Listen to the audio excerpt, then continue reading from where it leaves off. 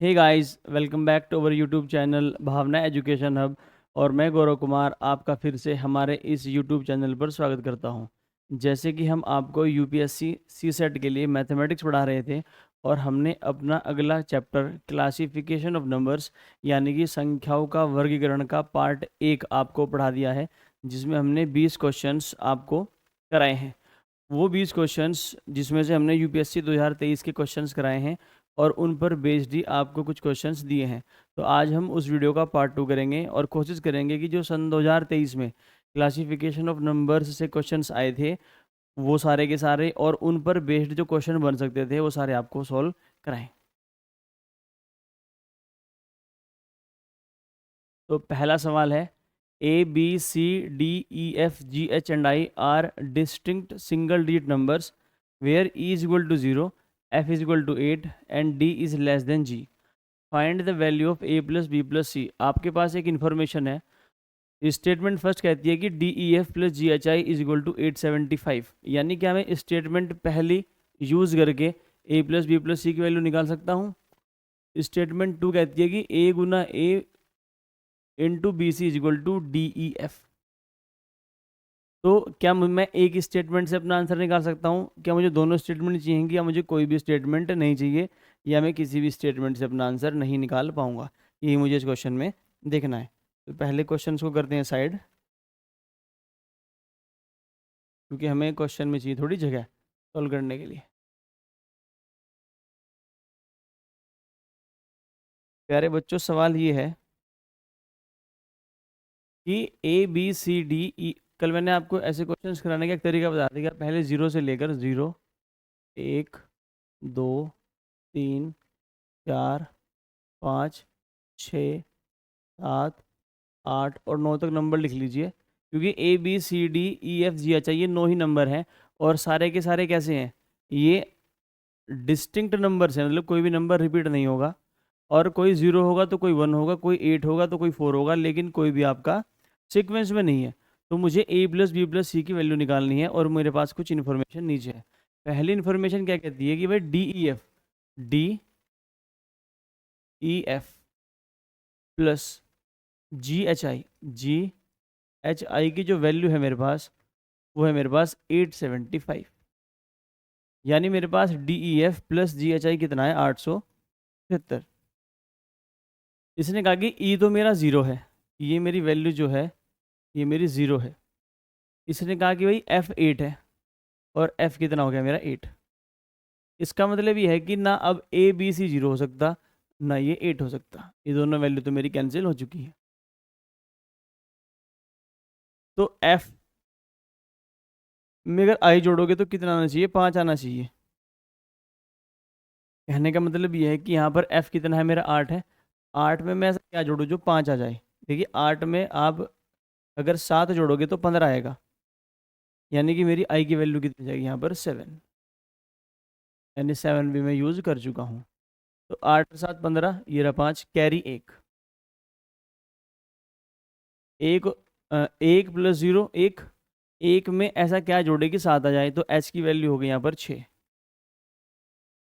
H की value कितनी होगी मेरी? 6। और 6 और 1 7 होते हैं, इसलिए कैरी कुछ नहीं है। यानी मुझे डी और प्लस जी, डी प्लस जी बनाना है मुझे 8। डी प्लस जी मुझे 8 बनाना है। और इन्फॉर्मेशन ये है कि जो डी है वो जी से छोटा है, कि भाई डी जो है मेरा वो मेरा ई से, सॉरी जी से मेरा छोटा है। तो 8 बनाने की कंडीशन क्या है? 5 और 3 8। और किसी भी तरीके से आप इन नंबर से 8 नहीं बना सकते। तो 5 4 3 2 1 ये नंबर से मेरे पास एक 9 भी है। देखो 9 तो पहले ही 8 से ज़्यादा है, तो वो तो मेरा कोई भी 8 नहीं बना पाएगा। तो मेरे पास जो नंबर्स हैं वो है 1 2 3 4 5। तो इससे मुझे 8 बनाना है। और इसने कहा कि डी छोटा है जी से, तो साफ साफ क्या दिख रहा है यहाँ पर कि मेरा डी कितना हो जाएगा? 3। डी मेरा हो जाएगा 3, और मेरा जी कितना हो जाएगा? 5। यानी मैं कह सकता हूँ कि मेरा जो डी ई एफ है, जो मेरा डी ई एफ है, वो मेरा 308 है। वो मेरा 308 है। तो मैं डी की वैल्यू तो मैंने निकाल ली, लेकिन मुझे क्या चाहिए, मुझे चाहिए ए चाहिए, बी चाहिए और सी चाहिए। तो पहले वाली जो स्टेटमेंट है इससे मैं नहीं निकाल पाया। अब मैं देखता हूँ दूसरी statement, A into A into B C is equal to D E F, और वो कितना है मेरा 308।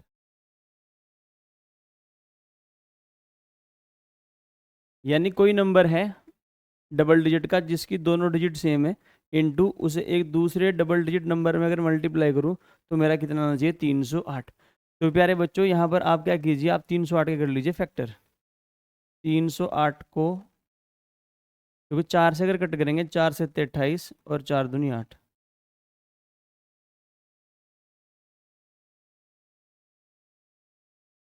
चार सत्ते 28 और 4 सत्ते 28 इंटू 4। पर प्यारे बच्चों यहाँ पर नंबर डबल डिजिट का है, यहाँ पर भी डबल है, यहाँ पर भी डबल है। तो इसमें से या तो अगर इसमें से मैं 7 बाहर निकाल दूँ तो ये बन जाएगा 11।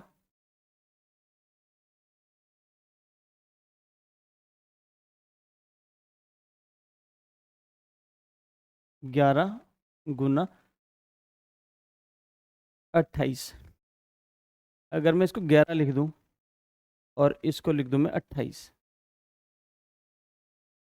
तो 1 और 1 यहाँ पर हो गया, और 2 और 8, देखो मैं सी की वैल्यू 8 नहीं ले सकता क्योंकि मेरा सी पहले कितना है, सी की वैल्यू में 8 नहीं ले सकता क्योंकि 8 मेरी पहली वैल्यू किसकी है, मेरी यहाँ पर एफ की। तो फिर मैं क्या करता हूँ, इधर 2 दे दूंगा इसको, 2 इंटू 14। तो जैसे मैं इसको लिखूंगा,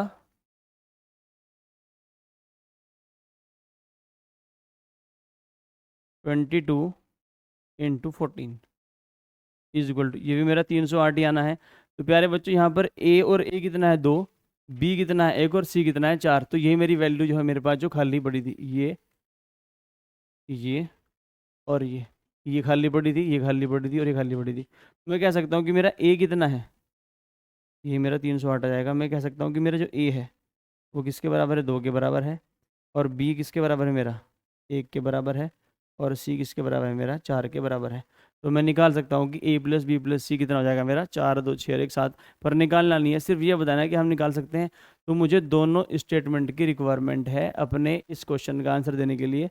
तो both statement first and second are required to answer this question. Next, A, B, C and D are single digit distinct numbers and AB into CD is equal to DDD. Find the value of A plus B plus C plus D. A, B, C और D एकल अंक वाली अलग अलग संख्याएं हैं और AB गुना CD बराबर DDD है। A plus B plus C plus D का मान ज्ञात कीजिए।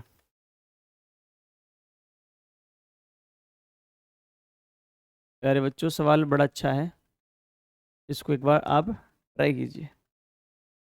कंडीशन ये है कि जो मेरा ए बी है, ए बी, अगर मैं ए बी की मल्टीप्लाई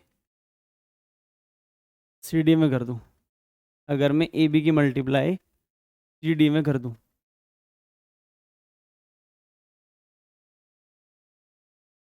तो मेरे पास एक 3 डिजिट का नंबर आएगा जिसकी तीनों संख्याएं क्या हैं, सेम है।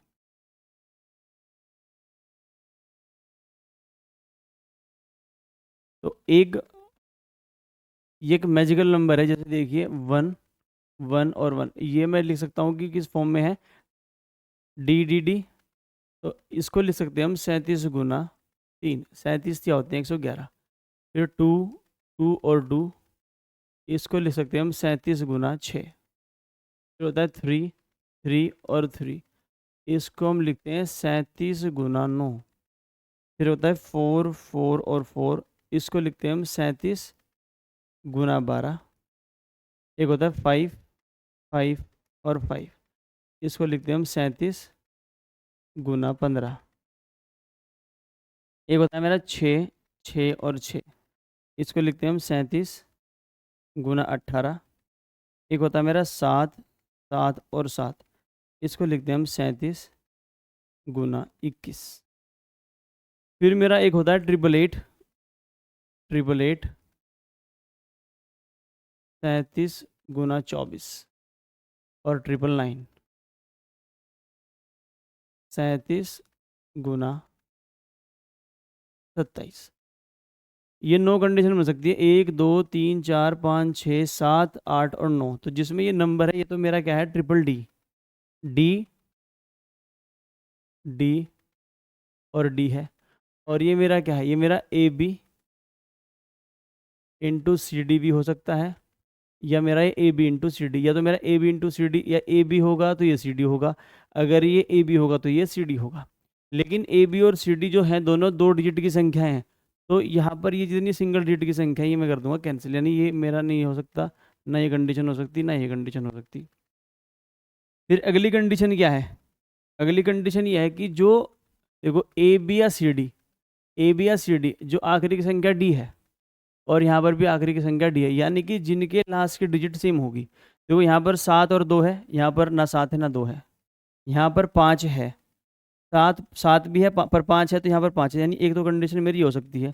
यहाँ पर 8 है और 7 है, देखिए यहाँ पर जैसे बी है और डी है, तो इन दोनों में से एक संख्या यहाँ पर है भाई, अगर ये डी है तो यहाँ पर डी है। जैसे कि यहाँ पर 5 है तो यहाँ पर 5 तो है, यहाँ पर 6 है तो ना 6 यहाँ है ना यहाँ है, ये भी खत्म। यहाँ पर 7 है तो यहाँ पर भी 7 है, यानी मेरी ये कंडीशन ये भी हो सकती है। यहाँ पर 7 है 4 है, यहाँ पर 8 नहीं है और ना ये है, तो मेरे पास जो कंडीशन बच गई वो कौन सी बच गई, 2 कंडीशन बच गई भाई। या तो ये हो सकता है 555, या तो इसको लिख सकता हूँ मैं 37 गुना 15, यानी यहाँ पर इसको लिख सकता हूँ मैं 37 गुना 15 इज इक्वल टू 5 5 और 5, या मैं क्या लिख सकता हूँ इसको 21 गुना 37 बराबर 777। तो मेरी दोनों ही कंडीशन क्या हो जाएंगी, सेटिस्फाई। देखो 37 गुना 15 A B into C D is equal to 5 5 5, A B into C D is equal to 777। तो यहाँ पर देखो ये सेम है मेरा अंक और ये भी मेरा अंक क्या है, सेम है, और ये तीनों मेरे डिजिट क्या है, सेम है।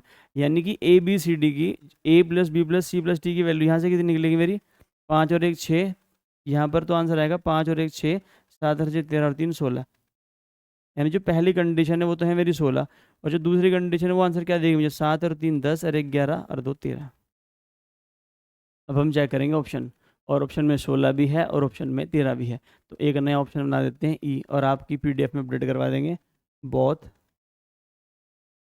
ए एंड बी, और ऐसे ही क्वेश्चन पूछता है UPSC. Next, a 3-digit number ABC on multiplication with D gives 37DD, where A, B, C and D are different non-zero digits. What is the value of A plus B plus C? बहुत ही प्यारा सवाल है ये। देखो UPSC ने पूरा game खेला है नंबर सिस्टम पर, पूरा गेम 2023 का। तो आपको नंबर सिस्टम के एक तो हर एक प्रीवियस ईयर क्वेश्चन करना है, हर एक प्रीवियस ईयर क्वेश्चन, और मैंने हर एक प्रीवियस क्वेश्चन की शॉर्ट ट्रिक बना के अपने चैनल पर डलवा दी है, और हर एक क्वेश्चन का आपको देखना है डिटेल सॉल्यूशन। ये क्या कह रहा है इस बार कि आपके पास एक 3 डिजिट का नंबर है ए बी और सी, इसकी मल्टीप्लाई हम डी में कर देते हैं, और हमारे पास जो आएगा वो आएगा 3 7 डी और डी, 3 7 डी और डी, यानी यहाँ पर जो नंबर है और यहाँ पर नंबर क्या होगा मेरा, सेम। तो अगर इसको मैं पूरा क्वेश्चन बनाना चाहूँ कॉन्सेप्ट से, तो देखिए अगर यहाँ पर मैं 1 लिख दूँ, तो अगर 1 की मल्टीप्लाई आप 1 में करोगे तभी 1 आ सकता है, और यहाँ पर ये डिजिट 4 नंबर की है और डी क्या है मेरा, सिर्फ 1। अगर ये मैं 999 भी ले लूँ, जो मैं नहीं ले सकता, 991 ले सकता हूँ, तभी मुझे जहाँ वहाँ 1 मिलेगा, तो मुझे 991 ही मिलेगा, यानी मैं 1 तो नहीं ले सकता। अगर मैं 2 लूँ तो मुझे यहाँ भी 2 लेना पड़ेगा, तो 2 दूनी कितने होते हैं मेरे, 4। तो यहाँ पर कोई भी 3 डिजिट का नंबर अगर मैं डबल भी कर दूँ तब भी मैं यहाँ तक नहीं पहुँच सकता। फिर मैं क्या लूँगा, 3।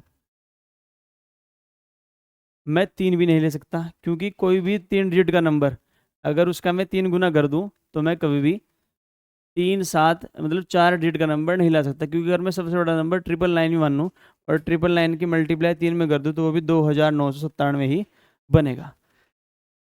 यानी मेरे पास ऑप्शन क्या बच गया, सिर्फ एक, इससे अगला 4। अगर मैं इसकी मल्टीप्लाई 4 में कर दूं तो 4 की मल्टीप्लाई किस नंबर में की जाता है कि 4 ही है, तो वो होगा 6। 4 छिक्की 24। मुझे एक 4 मिल गया और मेरा कैरी कितना आ चुका है, 2। तो 4 की मल्टीप्लाई मैं किस नंबर में करूं ताकि मुझे सिर्फ 2 मिले, क्योंकि 2 में 2 जुड़ के क्या बन जाएंगे मेरे, 4। तो या तो 4 की मल्टीप्लाई आप किस में कर दीजिए, 3 में कर दीजिए, या आप 4 की मल्टीप्लाई किस में कर दीजिए, 8 में। अगर मैं 4 की मल्टीप्लाई 3 में करता हूँ तो 4 तिया 12 और 2 14, और कैरी मिलेगा मुझे 1। अगर मैं पहले वाली कंडीशन ये रखता हूँ, अब मुझे बनाना है 37। 37 एक जोड़ने के बाद आएगा, तो यानी मुझे बनाना है 36। तो 4 की मल्टीप्लाई में किस में करूँ, अगर मैं 9 में कर दूँ तो 4 नम 36 और 1 37। तो मुझे मिल चुका है ए बी सी, यानी 936 की मल्टीप्लाई अगर मैं 4 में कर दूँ तो मुझे मिल जाएगा 37 44। और 9 और 3 12 और 6 15, नहीं 9 और 3 12 और 6 18। 18 क्या होगा इसका मेरा आंसर। तो मुझे बताना था ए प्लस बी प्लस सी की वैल्यू। अगर मैं कंडीशन ये वाली रखता हूँ, 8 चौक 32, 32 और 2 कितने हो जाएंगे मेरे, 34। लेकिन यहाँ पर कैरी कितना जाएगा मेरा, 3। और 37 में से अगर मैं 3 घटाऊँ तो कितना आता है मेरा, 34। और 4 के टेबल में 34 मेरा नहीं आता, तो यानी ये वाली कंडीशन में नहीं ले सकता। अगर मैं इसको 5 मान लूँ, भाई आंसर मेरा निकल चुका है, लेकिन अगर मैं इसको 5 मान लूँ, देखिए अगर मैं इसको 5 मान लूँ, ए बी और C into D is equal to 3 7 D और डी। अगर मैं इसको 5 मान लूँ तो 5 की मल्टीप्लाई मुझे किसी भी नंबर में कर दूँ जीरो के अलावा, तो मुझे 5 ही मिलेगा। अगर मैं इसकी मल्टीप्लाई 5 में कर दूँ, पंजे पंजे 25, कैरी कितना आ गया, 2। तो मुझे दोबारा 5 लाना है, दोबारा 5 लाना है, और 2 कैरी ऐड करने के बाद लाना है। तो 5 का टेबल अगर आप जीरो में चलाओगे तो जीरो आएगा, और जीरो प्लस 2 होते हैं 2। अगर आप 5 का टेबल किसी और अन्य नंबर में चलाओगे तो 5 आता है, और 5 और 2 कितने हो जाएंगे मेरे, 7। यानी मेरी और कोई कंडीशन नहीं बनने वाली है, तो सिर्फ एक ही कंडीशन बनेगी कि भाई A B C into D equal to 37 D. तो यहाँ पर ए बी सी कितना होगा, 936 गुना 4 इज इक्वल टू 3744। और आपसे पूछा ए प्लस बी प्लस सी का मान, तो कितना आ जाएगा आपका, 18। Next, a 3-digit number ABC on multiplication with D gives 39DD where A, B, C and D are different non-zero digits. What is the value of A plus C into B plus D? ये question मैंने खुद बनाया है। पिछले वाले सवाल को ध्यान में रखते हुए आप इसे कीजिए इतना सॉल्व। सवाल मेरा ये है कि भाई ए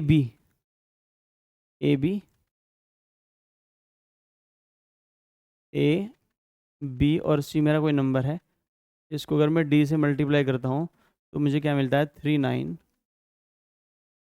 डी और डी। तो अगर कभी भी लास्ट में मेरा डी की मल्टीप्लाई किसी नंबर में करके डी डी मिल रहा है, तो आप सबसे पहले 4 ही ट्राई करना। अगर मैं 4 की मल्टीप्लाई किस में कर दूं, 6 में कर दूं, तो देखो 4 छिक्के कितने होते हैं मेरे, 24 मिल जाएगा। फिर दोबारा 4 लाने के लिए आपके पास दो कंडीशन है। एक तो क्या है कि 4 की मल्टीप्लाई 2 में कीजिए, 4 की मल्टीप्लाई सॉरी 3 में कीजिए, क्योंकि 4 तिया कितने होते हैं मेरे, 12। और 12 में जैसे आप कैरी 2 जोड़ोगे तो 14 बन जाएगा।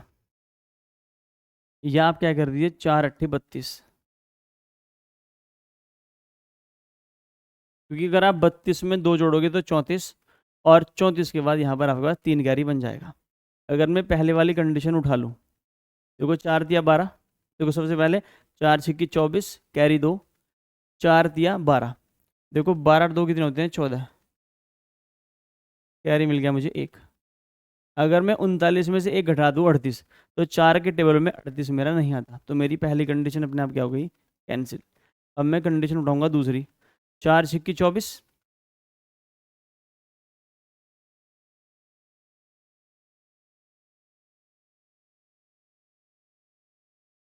4 छिक्की 24 हासिल के 2, 4 अट्ठे 32, देखो 32 और 2 कितने होते हैं मेरे 34, अब हासिल के लग गए 3। अगर मैं 39 में से 3 घटा दूँ, अगर मैं 39 में से 3 घटा दूँ तो मेरा बनेगा 36, और 4 के टेबल में आता है 36, यानी कि 4 नम 36। तो अगर मैं 986 की मल्टीप्लाई 4 में कर दूँ तो मेरे पास आएगा 3, 9, 4 और 4। यानी मैं कह सकता हूँ ए मेरा कितना है 9 है, बी मेरा कितना है 8 है, सी मेरा 6 है और डी कितना है मेरा 4 है। तो मुझे क्या बताना है ए प्लस सी। तो ए प्लस सी कितना होगा, 9 और 6 15 गुना बी प्लस डी 8 और 4 12, और 12 गुना 15 कितने होते हैं 180। तो अगर आप इस तरह के सवाल पहले सोल्व करोगे तो एग्जाम में आपका दिमाग चलेगा ही चलेगा। Next, D is a 3-digit number such that the ratio of the number to the sum of its digit is least. What is the difference between the digit at the 100 place and the digit at the unit place of D? D एक 3 अंकों की संख्या है जिससे संख्या का उसके अंकों के योग से अनुपात न्यूनतम है।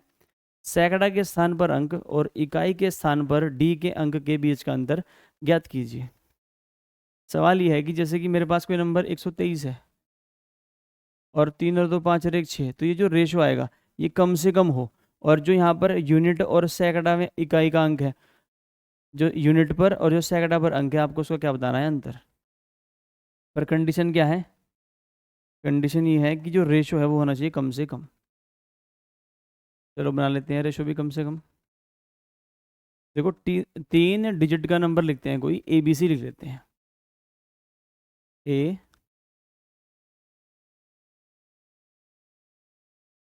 ए बी सी क्या है मेरा, कोई 3 डिजिट का नंबर है।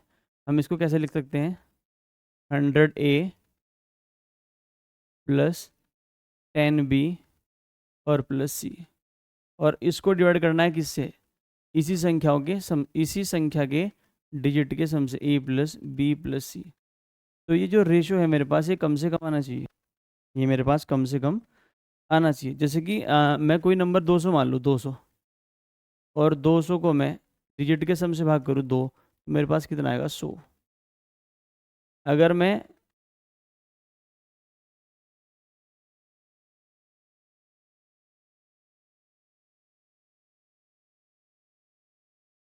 जैसे मैं ले लूँ 108, 108 को मैं किससे भाग कर दूँ, 8 और 1 9, तो कितना आएगा मेरे पास 12। तो कम तो है, यानी कि नंबर तो बहुत सारे पॉसिबल हैं। तो वो परफेक्ट नंबर कैसे निकाल लूँगा मैं, कि जिसे मैं उस संख्या को उसके अंकों के योग से भाग करूं तो मेरे पास जो रेशो आए वो कम से कम आए। देखिए वो कैसे निकालते हैं, यहाँ पर 100A है। देखो अगर यहाँ से मुझे कम से कम वैल्यू मिले मिनिमम, तो मेरा नंबर छोटे से छोटा होगा। देखिए अगर मेरा एक होता है अंश और एक होता है मेरा हर, अगर मेरा अंश तो छोटे से छोटा हो और हर मेरा बड़े से बड़ा हो, तो मुझे जो रेशो मिलेगा वो मिलेगा लीस्ट, कम से कम। क्योंकि अगर मैं हर बढ़ा दूं तो मेरा अपने आप जो ये रेशो है ये क्या हो जाएगा, कम हो जाएगा। जैसे मुझे पहले 10 को 5 से डिवाइड करना हो, मेरे पास 2 आएगा। अगर मैं इसको तो घटा दूं और इसको बढ़ा दूं तो 1, यानी कि जैसे ही मेरा हर बढ़ेगा और अंश घटेगा तो मेरा जो रेशो ये बढ़ जाए। अगर मेरा अंश घटेगा और मेरा हर बढ़ेगा तो मेरा रेशो अपने आप ही क्या हो जाएगा, कम हो जाएगा। तो मुझे रेशो चाहिए कम से कम। तो कम से कम तो 0 हो सकता है। अगर मैं ए की वैल्यू 0 रख दूं तो ये तो नंबर ही 2 डिजिट का बन जाएगा, पर संख्या कैसी है मेरी 3 डिजिट की। तो मेरे पास सिर्फ एक ऑप्शन बचेगा कि मुझे ए की वैल्यू कितनी रखनी पड़ेगी, 1। तो मुझे ए तो रखना पड़ेगा मेरा 1। तो यहाँ पर तो मेरा 1 फिक्स हो चुका है। डिनोमिनेटर मेरा बड़े से बड़ा होना चाहिए, यानी जो मेरा हर है वो मेरा बड़े से बड़ा होना चाहिए। तो बड़े से बड़े के लिए यहाँ पर वैल्यू क्या आएगी मेरी 9, और यहाँ पर 9। तो यहाँ पर भी क्या आएगा 9, और यहाँ पर भी क्या आएगा मेरा 9। तो मैं कह सकता हूँ कि मेरा जो बी है वो भी 9 है, और मैं कह सकता हूँ जो मेरा सी है वो भी कितना है, 9 है। तो मेरी जो संख्या है, संख्या क्या हो जाएगी मेरी 199, और मुझे वो डिवाइड करनी है किससे, ये मेरा 1 हो चुका है, 1 और 9 और 1 10 और 9 19 से। तो 10 सही 9/19। इससे छोटा रेशो आप कभी भी नहीं ला सकते, ना ही पॉसिबल है। तो हमें क्या बताना है कि what is the difference between the digit at the 100 place, ये 100 प्लेस, और एट द यूनिट प्लेस। तो 9 में से 1 घटाओगे तो कितना आएगा मेरा? 8। आंसर क्या हो जाएगा इसका? 8। तो यूपीएससी 2023 में एक बेहतरीन सवाल पूछा था, जिसका ये क्या है आपके पास solution. Next, 3 of the 5 positive integers p, q, r, s, t is even and 2 of them are odd, not necessarily in order. Consider the following. p plus q plus r minus s minus t is definitely even. 2p plus q plus 2r minus 2s plus t is definitely odd. Which of the above statements is or correct? प्यारे बच्चों, अगर कभी भी statement ये हो ना is definitely even या is definitely odd, तो आप इसको कभी भी कोई नंबर मान के सोल्व मत करना, वरना आंसर आपका हमेशा क्या आएगा? गलत आएगा। इसको करेंगे प्रॉपर मेथड से सोल्व। बस वो मेथड छोटे करने हैं हमें सोल्व करने के। कुछ क्वेश्चंस आगे आएंगे जिसमें आएगा can be even, can be odd, तो वो तो हम कोई भी नंबर मान के उनको सोल्व कर सकते हैं। लेकिन अगर आएगा डेफिनेटली इवन, यानी कि परफेक्ट कोई एक ही सोल्यूशन है,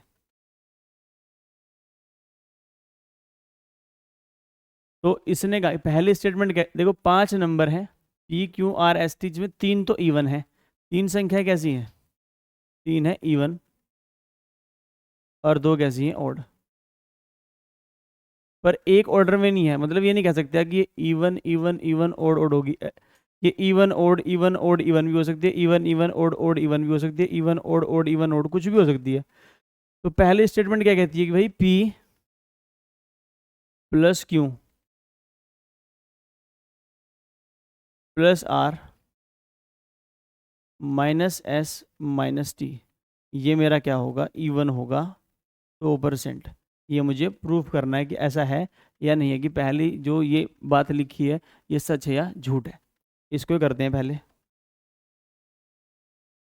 देखिए प्यारे बच्चों, अगर मैं यहाँ पर लिख दूँ P plus Q plus R, और यहाँ से माइनस कॉमन ले लूँ, तो ये बन जाएगा मेरा S प्लस टी। तो मुझे ये बताना है कि ये इवन आएगा। तो मेरे पास सबसे पहले कंडीशन क्या है कि मैं ये तीनों संख्याएं, अगर मैं ये तीनों संख्या इवन मान लूँ, अगर मैं ये तीनों संख्या इवन मान लूँ, तो even plus even plus even, देखिए even plus even plus even, even, even को मैं ई लिखता हूँ, इवन प्लस इवन हमेशा क्या होगा? इवन ही होगा। क्योंकि अगर मैं 4 मान लूँ, 4 प्लस 4 मेरे पास कितना हो जाएगा? 12, 12 इवन है। अगर मैं 4 प्लस 2 प्लस 8 मान लूँ, तो मेरे पास कितना है? 14। यानी even plus even plus even plus even plus even plus even को मैं क्या कर सकता हूँ हमेशा? तो मेरा इवन ही आएगा। यानी अगर मैं तीनों संख्या इवन मान लूँ, तो यहाँ से मुझे इवन मिलने वाला है माइनस। तो मेरे पास ऑप्शन क्या बचेगा? ये दोनों संख्या ओड। अगर मैं 2 ओड संख्या जोड़ता हूँ, ओड प्लस ओड, तब भी मेरे पास क्या आएगा? इवन। जैसे मेरे पास कोई ओड नंबर है 5, और उसमें मुझे 3 जोड़ना है, तो मेरे पास कितना आएगा? 8। यानी 2 ओड संख्या जोड़ने के बाद मुझे क्या मिलेगा? हमेशा एक इवन। तो ओड प्लस ओड क्या होगा? इवन, और इवन माइनस इवन, और इवन माइनस इवन जीरो नहीं होगा, इवन ही होगा। यानी अगर मैं इवन में से इवन घटा दूं, तो क्या मिलेगा मुझे? Zero zero. अगर मैं इवन में से इवन संख्या घटा दूं, तो मुझे क्या मिलेगा? हमेशा इवन ही मिलेगा। जैसे कोई मैं इवन संख्या मान लेता हूँ 4, और उसमें से मैं 2 घटा दूँ, मुझे क्या मिलेगा? 2। तो मेरी पहली कंडीशन क्या है कि ये तीनों संख्या अगर मैं इवन मान लूँ, इवन इवन इवन, और ये दोनों मेरी क्या हो जाएंगी? Odd odd. तो 3 इवन मिलके इवन बनाएंगी, माइनस 2 ओड मिलके फिर इवन बनाएंगी, और इवन में से इवन घटेगा तो क्या आएगा? इवन।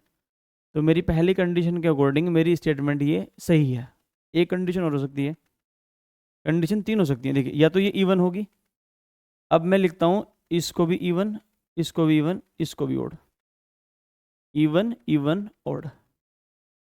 तो इनमें से एक इवन होगी और एक ओड होगी, क्योंकि 3 इवन होनी है, 2 ओड होनी है। देखिए यार बच्चों, इवन प्लस इवन इवन, और इवन प्लस ओड ओड। अब सवाल यहीं सोल्व कर देंगे। देखिए, इवन संख्या इवन संख्या इवन, इवन प्लस ओड क्या होता है? मेरा ओड। तो यहाँ तो मुझे ओड मिलेगी minus, even plus odd odd. अगर मैं ओड में से ओड घटाऊंगा तो क्या आएगी? हमेशा मेरी इवन। अगर मैं ओड में से ओड घटाऊंगा तो मेरे पास हमेशा क्या आएगा? अगर ओड संख्या में से मैं ओड संख्या घटाता हूँ, तो मेरे पास हमेशा क्या आएगा? इवन। जैसे 5 में से क्या घटा लेते हैं 3, तो कितना आएगा मेरा 2। 7 में से 3 घटा लेते हैं तो कितना आएगा मेरा 4। यानी अगर ओड संख्या में से मैं ओड संख्या घटाता हूँ तो मेरे पास हमेशा क्या आएगी इवन संख्या। तो मेरी दूसरी, अगर मैं इवन इवन ओड ले लूँ तब भी मेरे पास आंसर क्या है इवन। एक कंडीशन क्या बनती है मेरे पास कि अगर मैं इसमें सिर्फ एक इवन ले लूँ इवन, इसको ओड ले लूँ और इसको क्या ले लूँ ओड, इवन ओड ओड, तो मेरे पास क्या बचेंगे ये भी इवन और ये भी इवन, क्योंकि मुझे 3 इवन लेनी है और 2 क्या लेनी है ओड लेनी है। इवन, देखो ओड प्लस ओड इवन और इवन प्लस इवन, तो यहाँ से मुझे इवन मिलने वाला है माइनस, और इवन प्लस इवन इवन, और इवन में से इवन घटाओगे तो इवन। यानी जो पहली मेरी ये लिखी है बात कि P plus Q plus R minus S minus T is definitely one, ये मेरी बिल्कुल बात सत्य है। तो ये कहाँ कहाँ पर सत्य है, ओनली फर्स्ट ये भी हो सकता है, ओनली टू ये तो ऑप्शन ही खत्म हो गया क्योंकि मेरी पहली बात भी सही है। नाइदर वन नोर टू ये भी नहीं हो सकता क्योंकि पहली बात तो मेरी सही है ही, तो बोथ वन एंड टू, तो पहली तो सही है ही, बस अब मुझे दूसरी चेक करनी है दूसरी भी सही है। अगर दूसरी गलत है तो आंसर ये है, अगर दूसरी भी सही है तो आंसर मेरा ये है। दूसरी स्टेटमेंट क्या कहती है कि भाई twice of P plus Q plus twice of R minus twice of S और प्लस टी इज डेफिनेटली क्या बता रहा है, इसको ये ओड बता रहा है। अभी चेक कर लेंगे। देखो प्यारे बच्चों, आप किसी भी संख्या का डबल कर दो, अगर आप किसी भी संख्या का क्या कर दो डबल, तो वो हमेशा क्या हो जाएगी इवन। अगर आप कोई मेरे पास ओड संख्या है, आप ओड संख्या का डबल कर दो तो क्या आएगा मेरे पास इवन, अगर आप इवन संख्या का डबल कर दो तो मेरे पास क्या आएगा इवन। यानी कि अगर मैं ये इवन वाली एक तरफ, अगर ये डबल वाली में एक तरफ लिख लूँ 2p प्लस 2r और माइनस 2s प्लस मेरे पास q प्लस t बच गया। देखो यहाँ तो चाहे मैं कोई भी वैल्यू रख दूँ, यहाँ तो चाहे मैं कोई भी वैल्यू रख दूँ, कोई भी, तो मेरे पास क्या निकल के आएगा इवन ही आएगा।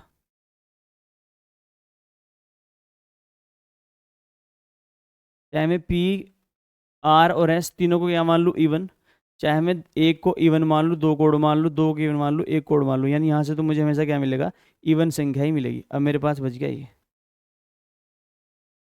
Q plus T.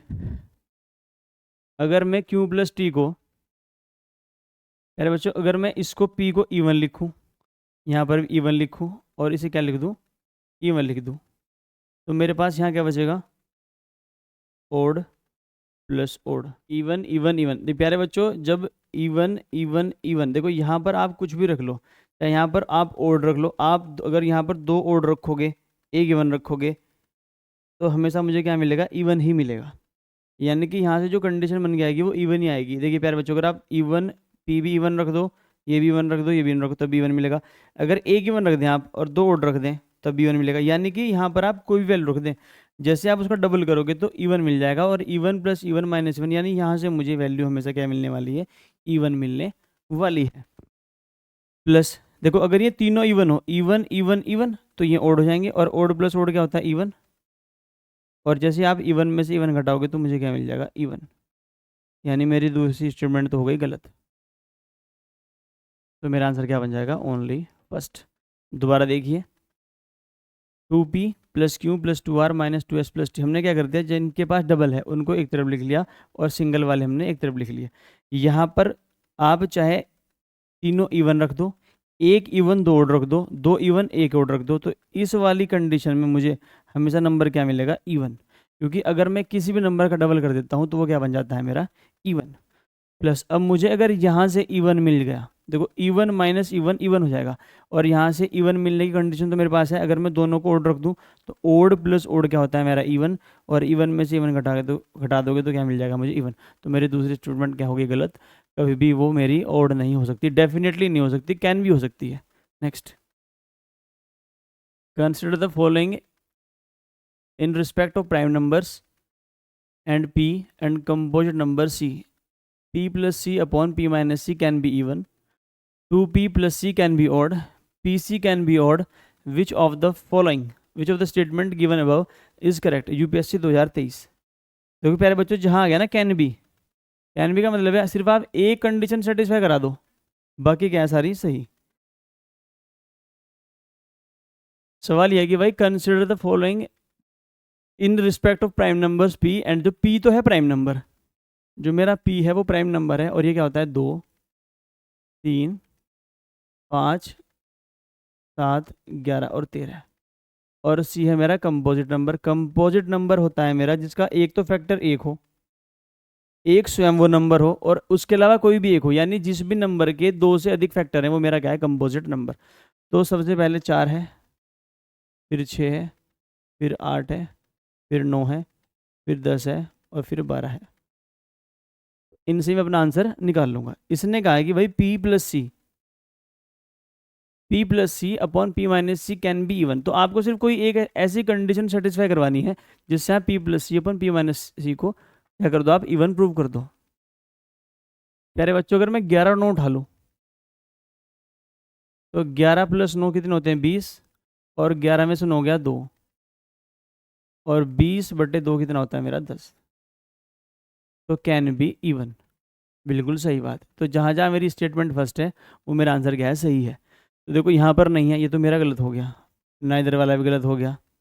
तो यहाँ पर 1 है, पर 1 यहाँ पर भी है, और 2 भी है, 2 यहाँ भी, यानी मुझे दूसरी भी चेक करनी पड़ेगी। दूसरी स्टेटमेंट क्या कहती है, 2p plus C can be odd, यानी p का डबल कर दूँ और उसमें c जोड़ दूँ, क्या मुझे ओड मिल सकता है। प्यारे बच्चों, अगर मैं p को 2 मान लूँ, 2 और 2 4, और 9 और 4 13, यानी कि अगर मैं 2 गुना 2 और प्लस 9 कर दूँ, यानी मैं p को कितना मान रहा हूँ 2, 2 दूनी 4 प्लस, और मैं c को कितना मान रहा हूँ 9, तो 9 और 4 13, ये तो मेरा ओड हो सकता है।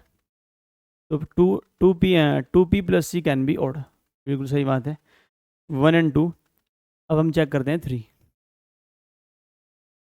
3 मुझे क्या कह रहा है कि भाई P C can be odd, यानी P into C can be odd, बिल्कुल हो सकता है।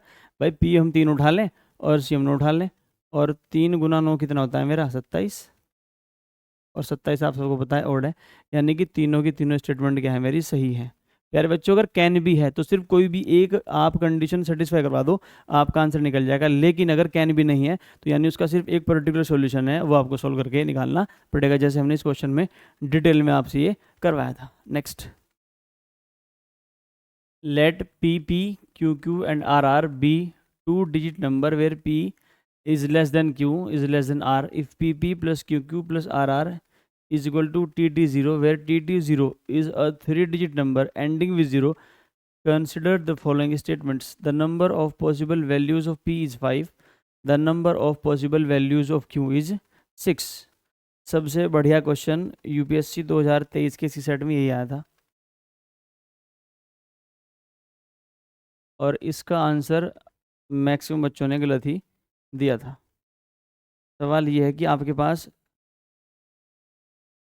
2 डिजिट का नंबर है एक पी, आपको जोड़ना है किस में, क्यू और क्यू में, और उसको जोड़ना है फिर आर और आर में, और आपको मिलना चाहिए टी और 0। और कंडीशन क्या है कि जो मेरा पी है वो छोटा है क्यू से, जो मेरा पी है वो छोटा है क्यू से, और वो छोटा है मेरा आर से।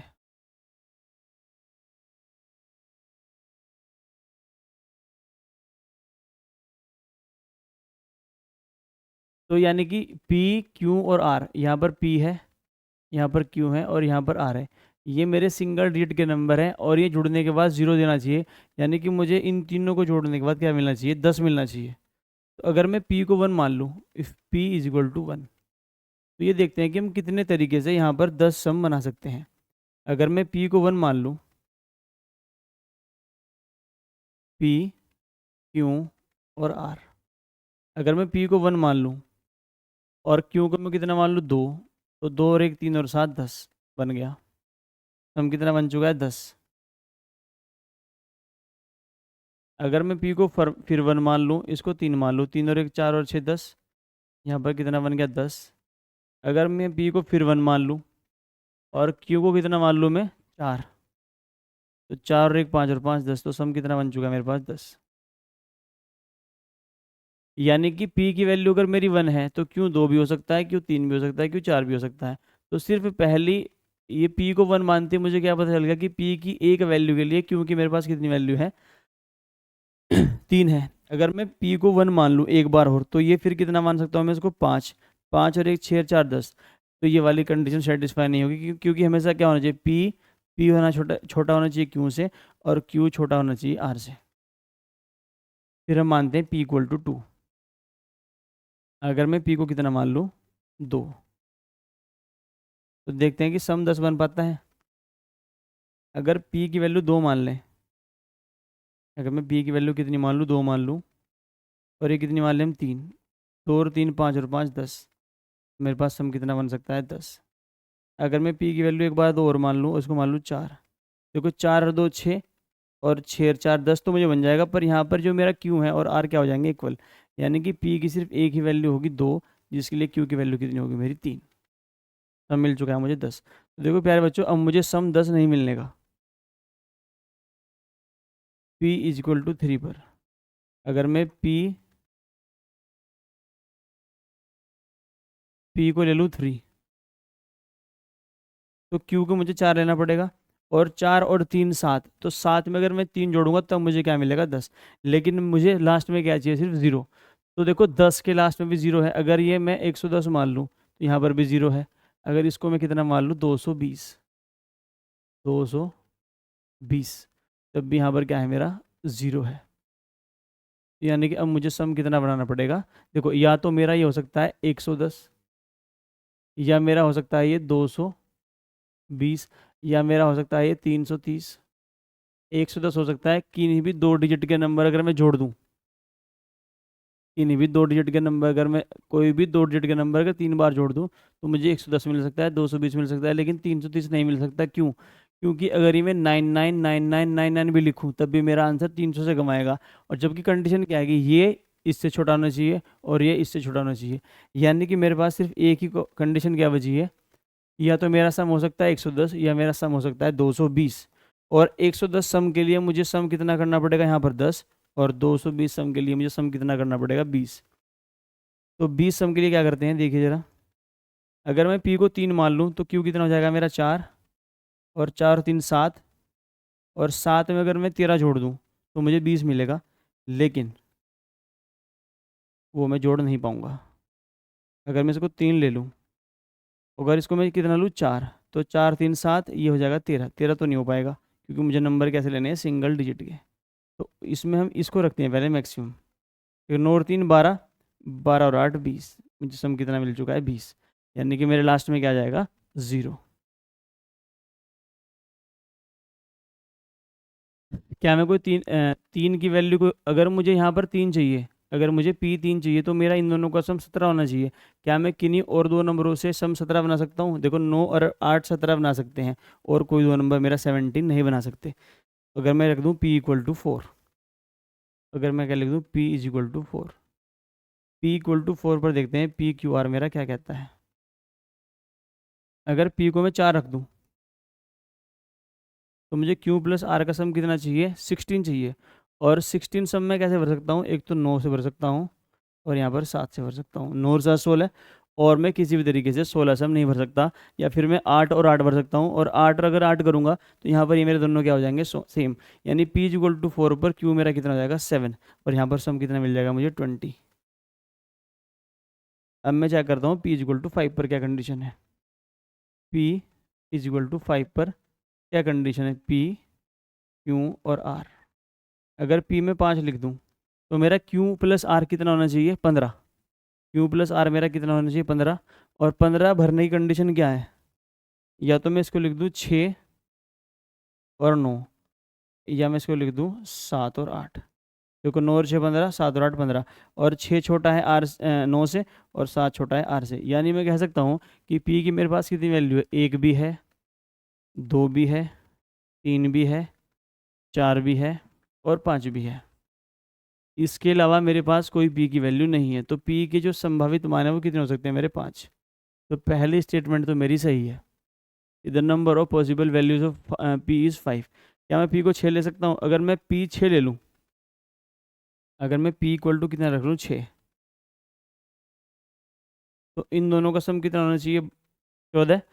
14 सम के लिए अगर मुझे इन दोनों का सम 14 चाहिए, तो 7 और 7 में मिलेगा मुझे, इक्वल ले नहीं सकता। अगर मैं इसको 8 लूँगा तो यहाँ पर ये 6 हो जाएगा और ये क्या हो जाएगा, इक्वल। यानी मैं मैक्सिमम p इक्वल टू 5 तक अपना आंसर निकाल सकता हूँ। तो p इक्वल टू 5 तो सही है कि p के संभावित मानों की संख्या कितनी है, 5 है। लेकिन q के वैल्यू कितनी है, 1 2 3, 3 यहाँ पर आ चुकी, 3 4 5 और 6।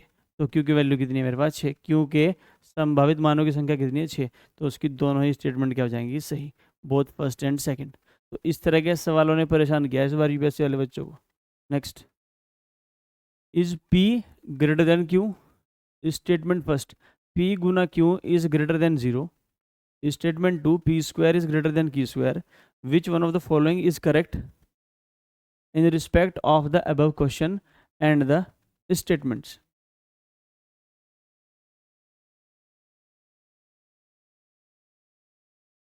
पहली स्टेटमेंट क्या कह रही है,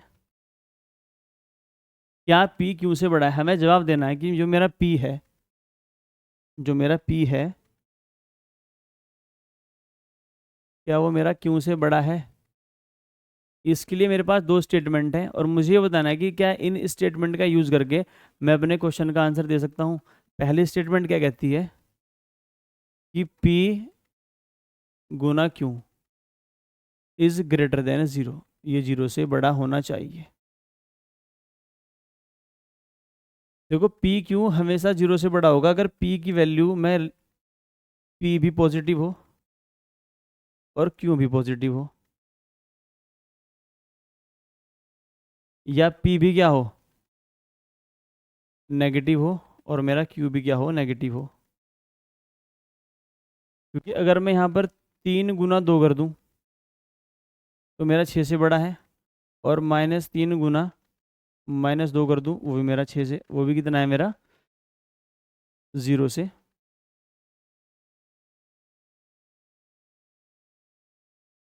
जीरो से बड़ा है। अगर मैं -3 गुना -2 कर दूँ वो मेरा 0 से बड़ा है। तो यहाँ पर ये 3 2 भी हो सकता है, 2 3 भी हो सकता है। यानी पहली जो स्टेटमेंट है मुझे वो नहीं बता रही कि मेरा p क्यों से बड़ा है या नहीं, तो पहली स्टेटमेंट तो नहीं बता पाएगी। क्योंकि पहली स्टेटमेंट तो सिर्फ ये बता रही है कि p गुना q की मल्टीप्लाई कर दें तो वो 0 से बड़ा है। तो वहाँ पर p पॉजिटिव भी हो सकता है और p नेगेटिव भी हो सकता है, और p 3 भी हो सकता है, p 2 भी हो सकता है। क्योंकि 3 गुना 2 भी 6 बनेगा जो 0 से बड़ा है, और 2 गुना 3 भी मेरा क्या बनेगा, 6, वो भी 0 से बड़ा है। यानी p यहाँ पर 3 भी हो सकता है और 2 भी हो सकता है, ये 3 भी हो सकता है, ये 2 भी हो सकता है। यानी कि मैं पहले स्टेटमेंट से बिल्कुल नहीं बता सकता कि मेरा p बड़ा है q से या नहीं। स्टेटमेंट 2 कहती है p square is greater than q square. अगर मैं लिख लूँ -3, p को लिख लेते हैं -3 और q को लिख लेते हैं -2। -3 का स्क्वायर कितना होगा, 9। 9 बड़ा है किससे, मेरा q से। p square is greater than q square. p की वैल्यू अगर मैं -3 रख दूँ तो q की वैल्यू कितनी हो जाएगी मेरी, -2। और -2 का स्क्वायर कितना होगा मेरा, 4। देखो p स्क्वायर q स्क्वायर से बड़ा है, लेकिन यहाँ पर p तो q से छोटा है, क्योंकि नेगेटिव में वैल्यू जो जितनी छोटी होगी वही क्या होगी, मेरी बड़ी। यहाँ पर है क्या, इस वाली कंडीशन में जो p है वो q से क्या है, छोटा है। p q से क्या है, छोटा। और यहाँ पर p स्क्वायर q स्क्वायर से बड़ा है। यानी कि दूसरी स्टेटमेंट भी मुझे मेरा आंसर दे नहीं सकती कि मेरा p बड़ा है q से या नहीं। तो यानी कि मेरी दोनों स्टेटमेंट ही इनफ नहीं है मेरा आंसर देने के लिए। The question can not be answered even by using both the statement together. यानी अगर दोनों स्टेटमेंट को मैं एक साथ यूज़ कर लूँ तब भी मेरा आंसर मैं नहीं निकाल पाऊंगा। Next, is p plus Q minus R greater than p minus Q plus R, where p q and r are integers? Statement first, p minus Q is positive. Statement 2, p minus R is negative. UPSC 2023।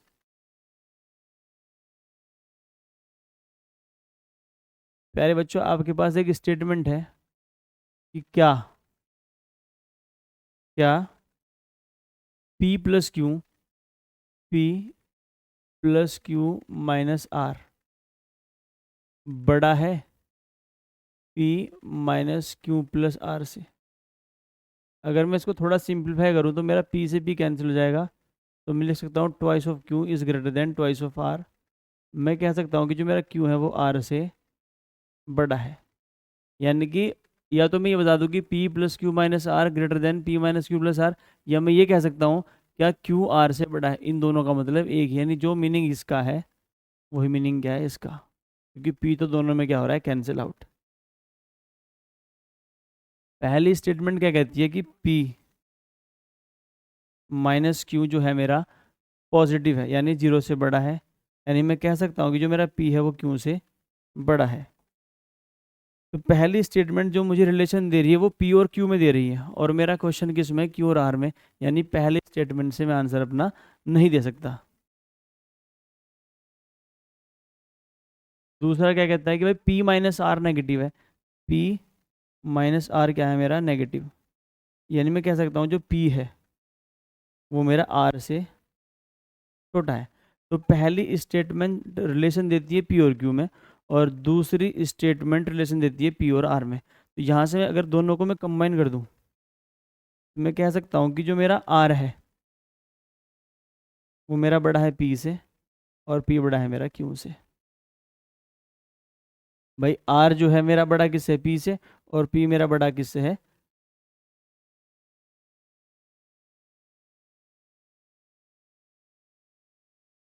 Are बड़ा है मेरा P से, और P बड़ा है मेरा Q से। भाई आर मेरा किससे बड़ा है, पी से। आर मेरा बड़ा है पी से, और पी बड़ा है मेरा क्यू से। पी बड़ा है मेरा क्यू से। तो मेरे पास एक रिलेशन निकला है कि जो मेरा आर है, जो मेरा आर है वो तो मेरा पी से बड़ा है, और क्वेश्चन मुझे कह रहा है कि जो मेरा आर है वो क्यू से छोटा है। यानी कि मैं इस चीज़ का आंसर दे सकता हूँ नो, कि मेरा क्यू जो है आर से बड़ा नहीं है। क्यू मेरा आर से, जो मेरे पास कंक्लूजन निकला है वो ये निकला है कि जो मेरा आर है, जो मेरा आर है वो क्यू से क्या है, बड़ा है। कि आर जो है मेरा क्यू से क्या है, बड़ा है। और यहाँ पर क्या कहता है कि जो क्यू है वो आर से बड़ा है। यानी कि मैं कह सकता हूँ कि जो ये क्वेश्चन पूछा है is P plus Q minus R greater than P minus Q plus R, जिससे मुझे ये निकालना था क्या क्यू आर से बड़ा है, तो मैं कह सकता हूँ नो। क्यों? क्योंकि ये दोनों स्टेटमेंट यूज़ करके मुझे पता चल चुका कि आर मेरा क्यू से बड़ा है। यानी कि जो क्वेश्चन का आंसर है वो दोनों स्टेटमेंट को कंबाइन करके दिया जा सकता है कि ये जो कंडीशन है ये वाली सही नहीं है, ये नो है। यानी क्यू जो है आर से बड़ा नहीं है, क्योंकि क्यू तो आर से छोटा है। Next is the sum of all digits which appear in all the integers from 10 to 100। 10 से लेकर 100 तक की सभी जो आपकी संख्याएं होंगी उनके अंकों का क्या करना है, आपको योग करना है। जैसे कि मैं आपको कहूँ भाई आपको 10 से लेकर 15 तक की सभी जो पूर्णांक हैं उनके अंकों का योग करना है, तो मैं कहना ये चाह रहा हूँ आपसे कि आप क्या कीजिए, 10, 11, 12, 13, 14, 15, आपको ये नंबर नहीं जोड़ने, आपको इनके अंकों का योग करना है। यहाँ पर एक आएगा, यहाँ पर दो आएगा, यहाँ पर तीन आएगा, यहाँ पर चार आएगा, यहाँ पर पाँच आएगा, और यहाँ पर छः आएगा। तो अगर आप इनको जोड़ना चाहोगे तो ये प्राकृतिक संख्याएं हैं छः तक, तो उनका सम क्या होता है, एन, n+1/2। आंसर कितना जाएगा मेरा, 21। तो मुझे पहले वो नंबर लिखने पड़ेंगे सारे। तो 10, 10 से शुरुआत है, फिर 11 है, फिर 12 है, फिर 13 है, फिर 14 है, फिर 15 है, फिर 16 है, फिर 17 है, फिर 18 है, और फिर 19 है। यहाँ पर 20 होगा, फिर 21 होगा। प्यारे बच्चों सारे नंबर नहीं लिखेंगे हम, वरना पूरे पेपर में नंबर लिखते रह जाएंगे। यहाँ पर 29 होगा, ऐसे करते करते यहाँ पर ये 30 होगा, फिर 40, 50, 60, 70, 80, 90। कुछ ना कुछ पैटर्न क्या होता है फॉलो। यहाँ पर क्या होगा, 99, और लास्ट में क्या होगा, एक 100। ये मुझे सारे नंबर जोड़ने हैं। प्यारे बच्चों सबसे पहले हम जोड़ेंगे हर एक नंबर का इकाई का अंक। हम पहले जोड़ेंगे 10 से लेकर 99 तक। 100 को रखते हैं बाहर, क्योंकि 100 में तो सिर्फ एक ही अंक है, 1+0+0। यानी कि 10 से लेकर 99 तक जोड़ने के बाद जो भी आएगा उसमें हम क्या जोड़ देंगे, सिर्फ एक। वही क्या होगा मेरा आंसर। तो 10 से लेकर 99 तक सभी अंकों ये क्या जोड़ेंगे पहले, यूनिट डिजिट। देखिए जरा, इकाई का अंक कहाँ मिलेगा मुझे, यहाँ मिलेगा 1 2 3 4 5 6 7 8 9। यहाँ पर 1 2 3 4 5 6 7 8 9, 1 2 3 4 5 6 7 8 9। तो यहाँ पर मुझे हर एक लाइन में 1 से लेकर 9 तक के अंक जोड़ने हैं, जो मेरे क्या है, प्राकृतिक संख्याएं, और वो उन डिजिट्स का क्या है, इकाई का अंक। तो सम क्या होता है प्राकृतिक संख्याओं का, आपको पता है, कल ही बताया था मैंने, n+1/2। तो 1 से लेकर 9 तक 9 गुना 10/2, यानी कि 45। यानी जो मेरी एक लाइन है, इस एक लाइन में जो मेरा सम निकल के आएगा वो कितना आएगा, 45। यहाँ से 45, 1 2 3 4 5 6 7 8 9, टोटल 9 लाइनें हैं, क्योंकि यहाँ से भी 45 निकलेगा। 45 45 45 45 45 है कितनी, 1 2 3 4 5 6 7 8 9। तो 45 गुना 9 बराबर 405। तो अगर मैं 1 से 10 से लेकर 99 तक के सभी नंबर जोड़ दूं, तो जो उनकी इकाई का अंक है, उनका जो योग आएगा वो कितना आएगा, 405। अब मुझे क्या जोड़ने हैं, दहाई के अंक। क्योंकि दहाई का अंक मुझे कहाँ मिलेगा, यहाँ मिलेगा, यहाँ मिलेगा, यहाँ मिलेगा, यहाँ मिलेगा, यहाँ मिलेगा, यहाँ मिलेगा, यहाँ मिलेगा, यहाँ मिलेगा, यहाँ मिलेगा। फिर ऐसे मिलेंगे 1 2 3 4 5 6 7 8 9। यहाँ पर 1 2 3 4 5 6 7 8 9, 1 2 3 4 5, क्योंकि यहाँ पर क्या होगा मेरा 22, 1 2 3 4, यानी कि मुझे जो 10 डिजिट मिल रही हैं, वो भी कहाँ तक मिल रही हैं, 1 से लेकर 9 तक। इनका जो सम होगा वो भी क्या होगा मेरा, 9 गुना 10/2, यानी कि 405। बस मुझे देखना है लाइन्स टोटल कितनी है मेरे पास। देखिए, एक लाइन, दो लाइन, 3 4 5 6 7 8 9 10। तो टोटल लाइन कितनी है, 10। तो अगर मैं 405 की मल्टीप्लाई, ये 45 आएगा प्यारे बच्चों। अगर मैं 45 की मल्टीप्लाई किस में कर दूँ, 10 में, मेरे पास कितना आएगा, 450। यानी मेरे पास टोटल शब्द कितने हैं, इस सम कितना है मेरे पास, 855। लेकिन टूट क्या गया इसमें, तो और 100 की अगर मैं अंकों को जोड़ दूँ तो क्या मिलेगा मुझे, 1। और 855 और 1 कितने होते हैं, 856। तो प्यारे बच्चों, यूपीएससी सन 2023 में आने वाले हर एक क्वेश्चन को हमने डिटेल में सॉल्व किया है, और उसका आपको बेस्ट मेथड प्रोवाइड कराया है, और उस पर बनने वाले मैक्सिमम क्वेश्चंस मैंने आपको करा दिए हैं। और मैं आपके एग्ज़ाम तक आपको नंबर सिस्टम के क्वेश्चंस की शॉर्ट ट्रिक और एक 10 क्वेश्चन की सीरीज डेली आपके लिए लेके आऊँगा, जो आपको आपके एग्ज़ाम में बहुत ही फ़ायदा पहुँचाने वाली है। तो हमारी अगली वीडियो के लिए इंतज़ार करें, तब तक के लिए धन्यवाद।